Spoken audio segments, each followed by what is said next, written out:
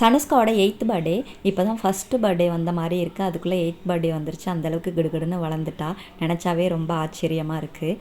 எப்பொழுதுமே சனுஷ்கா பர்த்டே அப்படின்னா எங்கள் ஊருக்கு பக்கத்தில் ஒரு ஆர்ஃபனேஜ் இருக்குது. அதில் வந்து காலையில் பிரேக்ஃபாஸ்ட் அவங்களுக்கு அரேஞ்ச் பண்ணி கொடுத்துருவோம். அதில் எங்களுக்கு ஒரு திருப்தி.